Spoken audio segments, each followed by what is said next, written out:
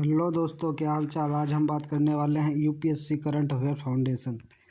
बात करने वाले हैं यूपीएससी का करंट अफेयर फाउंडेशन। ठीक है, आज बच्चों हम बात करेंगे यूपीएससी प्रिपरेशन की जो 2026 और 27 की जो रणनीति रहेगी उनके बारे में हम बात करने वाले हैं।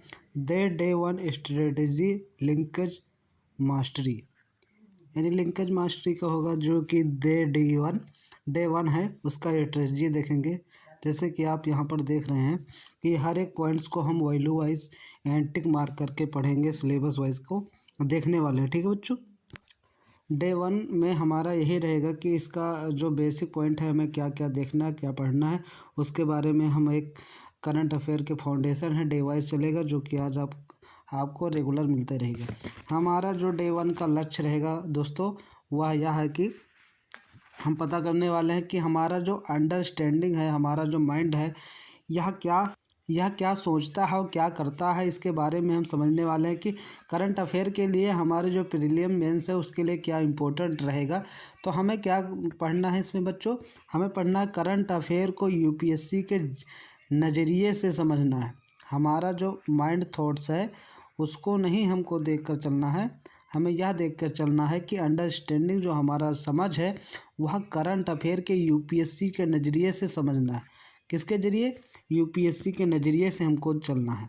उसके बाद में हम देखने वाले हैं कि जो हमारा न्यूज़ का पोर्शन है या हमें कहीं भी न्यूज़ दिख जाए स्टैटिक, उसका आंसर लिंक करके हम अपने यूपीएससी के सिलेबस में हम लिंक कर सकें।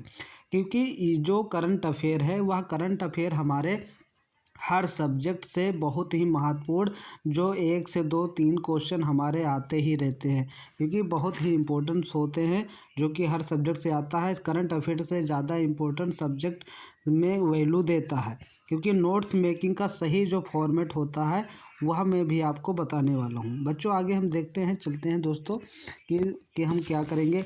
यूपीएससी जो करंट अफेयर्स हैं कैसे हम पढ़ें। जो हमारा एक डाउट रहता है कि यूपीएससी का जो करंट अफेयर है हम कैसे पढ़ें, उसको पढ़ने का हम तरीका बता रहे हैं कि क्या नहीं पढ़ना है और क्या पढ़ना है, यह इम्पोर्टेंट है यूपीएससी में। ठीक है, क्या नहीं पढ़ना है वह है पूरी खबर याद करना, रेट लर्निंग यह नहीं पढ़ना है, नाम और तारीख रटना नहीं है। उसके बाद में क्या करना है, द 5 क्वेश्चन रूल हैं जो कि याद करने हैं। पहला, क्या हुआ, क्यों हुआ, static link and prelims and mains. Okay, क्या करना है आपको, क्या हुआ इसको देखना है, क्यों हुआ इसके लिए देखना है, क्या लिंक है हमारे सब्जेक्ट से यूपीएससी के एग्ज़ाम से। उसके बाद में हमारे प्रीलिम्स में क्या आएगा और मेंस में क्या आएगा, उसके अभ्यास पर हम चलेंगे।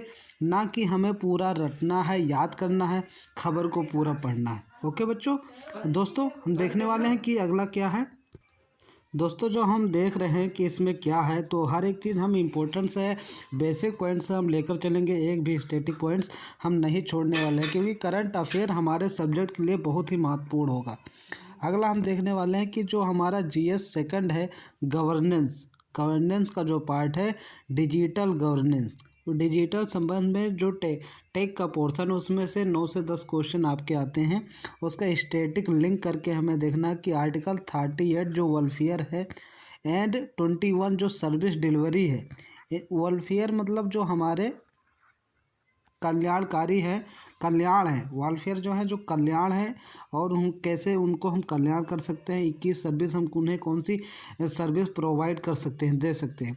प्रीलिम्स के माध्यम से हम देखने वाले हैं, मेंस के माध्यम से देखने वाले हैं। प्रीलिम्स में ministry objective and target group लेकर चलेंगे। उसके बाद में मेंस में हम देखने वाले हैं कि रोल इन ट्रांसपेरेंसी, जो हमारे रोल है वो ट्रांसपेरेंसी एंड अकाउंटेबिलिटी है या नहीं है। जैसे आपको digital legal foundation India in CBDC के बारे में भी पढ़ना होगा।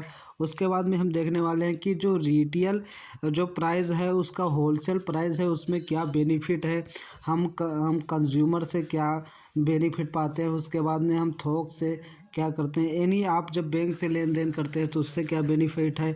उसके बाद में हम देखने वाले हैं कि यूपीआई का हम कैसे लेन देन करते हैं, एक बैंक से दूसरे बैंक को हम ट्रांसफ़र डाटा करते हैं, तो उनके बारे में हम जानने वाले हैं। उसके बाद में हम बच्चों जानने वाले हैं कि ही डिजिटल रुपी मेटर, हमें जो मेटल्स होते हैं उनके बारे में जानकारी मिलने वाली है। उसके बाद में जो फाइनेंस एक्ट है जो हमें प्राप्त हैं 2002 में, जो हमें हैं the finance act 2002 amendment, the RBI act जो लागू है, आरबीआई एक्ट भी पढ़ने वाले हैं, उनके बारे में जानने वाले हैं। उसके बाद में जो इंडिया फेज एंड डिजिटल जो यूपीआई पेमेंट है, ग्रोथ क्या हुआ, इसकी बढ़ोतरी क्या हुआ, यूपीआई करने से हमें कितना डिजिटलाइजेशन मिला, भारत में कितना बेनिफिट है, वर्ल्ड में कितना बेनिफिट मिला, उनके बारे में हम जानने वाले हैं। अगला जो पोर्शन है जीएस थर्ड इन्वायरमेंट का पोर्शन है, उसमें हमें बहुत बेनिफिट मिला है, क्योंकि जो ग्रीन हाइड्रोजन है वह है स्टैटिक लिंक, वो स्टैटिक लिंक हमको उसको लिंक करके हम इससे बेनिफिट करंट अफेयर से लेंगे, क्योंकि जो renewable energy targets Paris and agreement का है उसके बारे में हम जानेंगे। उसके बाद में हम देखेंगे प्रीलियम्स में हमें क्या बेनिफिट है, वह देखेंगे कि electrolysis process do M N R E ministry है, उससे हमें क्या क्या मिल रहा है। उसके बाद में मेंस में हम देखने वाले हैं कि गोल ऑफ नेट 0/2017 इंडिया, जो हमारा जो गोल है नेट जीरो का बाय 2017 इंडिया, भारत ने एक लक्ष्य रखा है कि नेट जीरो कर देंगे, जो कार्बनाइजेशन है उसको हम 2070 तक, हमारा लक्ष्य है कि हम उसको जीरो कर देंगे। उसके बारे में एनवायरनमेंट से हम करंट अफेयर से पढ़कर उसमें रिलेट करके बेनिफिट पा सकेंगे। ओके दोस्तों, हम देखने वाले हैं अगला जो है कि जो जीएस सेकंड में इंटरनेशनल रिलेशन है उसके बारे में भी करंट अफेयर में रिलेटेड होते हैं। जैसे कभी आपको दी ग्लोबल साउथ दिख जाए, यानी जो ग्लोबलाइजेशन है भारत में, उसके बारे में आपको स्टैटिक लिंक करके देखना है। जैसे कभी आपको नॉन अलाइज्ड मूवमेंट NAM दिख जाए, उसको आपको लिंक करके आपके कॉन्सेप्ट क्लियर करने हैं। जैसे कहीं आपको कॉन्सेप्ट दिख जाए साउथ टू साउथ, दक्षिण टू दक्षिण कॉरपोरेशन एंड G20 लीडरशिप जो हुई है उनके बारे में आप पढ़ो। उसके बाद में इंटरनेशनल रिलेशन में यहाँ करंट अफेयर की बातें उसमें चिपका दो, ठीक है, इसको देखना। उसके बाद में हम देख लेंगे कि मेंस में हमें कैसे बेनिफिट मिलेगा इंटरनेशनल रिलेशन पढ़ने से। आपको यह बेनिफिट मिलेगा क्योंकि आप जो चैलेंज फॉर इंडिया है उसके बारे में, S voice of the development world, हमने जो चैलेंज लिया है इंडिया के लिए, जो डेवलपमेंट वर्ड विश्व को हम डेवलपमेंट कर सके उसके लिए, तो मेंस में 1-2 पॉइंट हम यहाँ से भी वहाँ का लिख सकते हैं, क्योंकि मेंस में हमें भी बेनिफिट मिल जाएगा। उसके बाद में हम देखने वाले कि जो नोट्स मेकिंग यूपीएससी फॉर्मेट है उसको भी हम लेते चलेंगे, क्योंकि जो यूपीएससी का नोट्स मेकिंग है वह भी प्रोसेस थोड़ा इजी नहीं है, इसलिए हम उसको लेकर चलेंगे।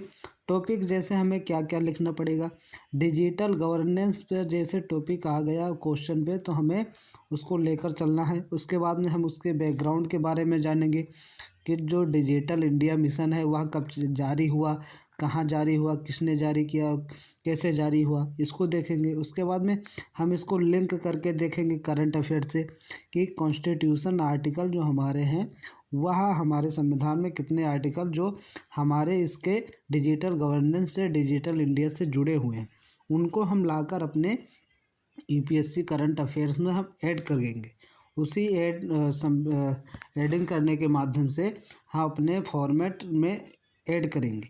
जैसे हमें कहीं भी प्रीलियम्स में मिनिस्ट्री एंड लॉन्च ईयर दिख गया, वहाँ पर हम इसका प्रयोग कर सकते हैं। उसके बाद में मेंस जो है ट्रांसपेरेंसी एंड वार फॉरवर्ड है, उसके बारे में भी हम प्रयोग कर सकते हैं। जैसे रूल 1 टॉपिक 1 पेज, हम रोल जो पहला लागू करेंगे, टॉपिक एक लेंगे और एक पेज में हम उससे फाइनल कर देंगे। ऐसे हम छोटे छोटे टुकड़ों को मिलाकर एक बड़ा सा फॉर्मेट बना लेंगे। ओके दोस्तों, हम क्योंकि फॉर्मेट बन जाएगा उससे हमें लर्न करने में, रीड करने में, रिवीजन करने में बहुत ही आसानी होगी। जो हमारा प्रीलियम्स MCQs प्रैक्टिस होगा उसको हम लेते चलेंगे, क्योंकि डे बाय डे हम अगर प्रैक्टिस करते रहेंगे तो एक एक क्वेश्चन हम लगाते रहेंगे, इसलिए हमारा 300-400 3 से 40 हज़ार क्वेश्चन हमारा ऐड हो जाएगा। जैसे हम कहीं भी आपको जैसे एक क्वेश्चन दिया है, डिजिटल गवर्नेंस का मुख्य उद्देश्य क्या है, आपको कहीं मिल जाए क्वेश्चन कि डिजिटल गवर्नेंस का मुख्य उद्देश्य क्या है, आप गवर्नेंस पूरी बुक पढ़ डालेंगे, उसमें आपका एक उद्देश्य दिया रहेगा कि इसका पथ क्या है, रास्ता क्या है, तो आपको क्या पढ़ना है। जैसे कहीं भी आपको पारदर्शिता और सेवा वितरण की प्रक्रिया दिखे तो वह गवर्नेंस होती है, आपका जो करेक्ट आंसर होगा वह भी होगा। क्योंकि एलिमिनेशन एंड टेक्निक जो आपका होगा remove and irrelevant option of the find the logics, आप उसमें लॉजिक पकड़ना होगा, क्योंकि सरकारी खर्च बढ़ाना डिजिटल गवर्नेंस का काम नहीं है। उसके बाद में निजीकरण भी नहीं है, विदेशी निवेश भी नहीं है, तो क्या होगा, पारदर्शी और सेवा वितरण। हम दूसरों को सेवा वितरण के लिए यह गवर्नेंस, डिजिटल गवर्नेंस की मुख्य उद्देश्य का प्रेरणा लेते हैं। उसके बाद में हम अगला देखने वाले हैं कि जो होमवर्क हमें मिलेंगे रिवीजन करने के लिए, हम उसे होमवर्क के रूप में आप लगा कर लाएंगे, और कमेंट बॉक्स में आपको कमेंट करना होगा कि सर हमने इसको लगा लिया है, रिवीजन कर लिया, आप इसको चेक कर दीजिए। तो हम नोट्स को हम वेरीफाई करके चेक करेंगे, उसको देखेंगे। आपको रिवीजन फॉर्मेट बनाना है, नोट्स आप बना लिए, उसके बाद में रिवीजन फॉर्मेट कैसे बनाना है, नोट्स दोहराएं +5 कीवर्ड याद करें। हर एक जो पॉइंट्स हैं आप पूरा नोट्स पढ़ लीजिए, उसके बाद में 5 कीवर्ड आप याद रखें, आपका रिवीजन पॉइंट क्लियर हो जाएगा। उसके बाद में होमवर्क के लिए जो आपका रहेगा, होमवर्क यह रहेगा कि 2 गवर्नमेंट स्कीम के नोट्स इसी फॉर्मेट में बनाएं। जो आपका डिजिटल गवर्नमेंट्स का है, उसमें 2 गवर्नमेंट स्कीम नोट्स जो हैं इसी फॉर्मेट में बना रहे। उसके बाद में आपका रिवीजन भी हो जाएगा, होमवर्क भी पूरा हो जाएगा। ओके, फिर हम देखने वाले हैं जो अगला, कि जो आपका जीएस थर्ड है इकोनॉमिक, अभी जो हमने बात किया था जीएस थर्ड उसके बारे में। तो डिजिटल रुपी क्या है, डिजिटल रुपी क्या है, जो हमारा डिजिटलाइजेशन जो रुपये है उसका क्या है। तुम सीबीडीसी के अंतर्गत यह आता है, ठीक है। वह स्टैटिक लिंक करके हमें देखना कि जो मॉनेटरी पॉलिसी है, मौद्रिक पॉलिसी है, वह फंक्शन ऑफ आरबीआई का है। किसका फंक्शन है, वह आरबीआई का फंक्शन है, उसे हमें याद करके रखना है। उसके बाद में हम देखने वाले कि प्रीलिम्स में हम कैसे उसको ब्लॉकचेन टेक के माध्यम से लीगल टेंडर्स स्टेटस के बारे में क्वेश्चन आपको दिख जाएगा।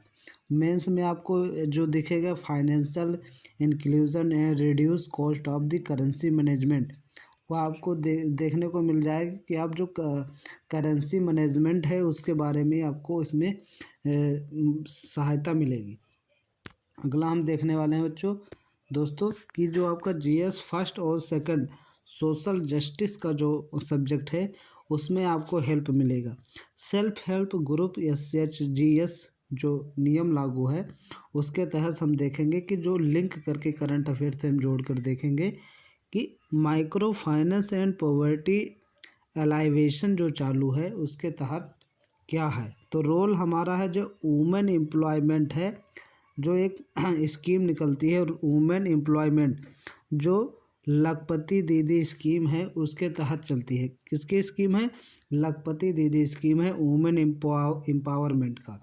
उसमें हम मेंस में क्या पॉइंट हम लिख सकते हैं, ESHGS pillars of rural socio economics growth, क्योंकि आप जब छोटे छोटे पॉइंट्स आप करंट अफेयर में पढ़े रहेंगे, एक एक पॉइंट्स का आप एग्जांपल वहाँ पर दे सकते हैं। आप जब आप इसी स्कीम का एग्जांपल देंगे तो आप जो एग्जामिनर होगा उससे प्रभावित हो जाएगा, ठीक है। अगला हम देखने वाले हैं, जैसे आपको जीएस सेकंड में आपको दिख जाएगा एक क्वेश्चन, 1 नेशन 1 इलेक्शन।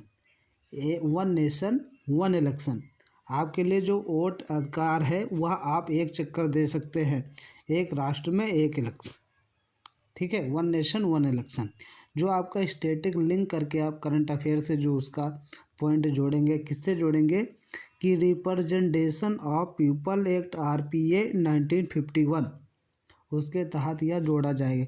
कॉन्सेप्ट यह रहेगा कि सिमुलेटेनियस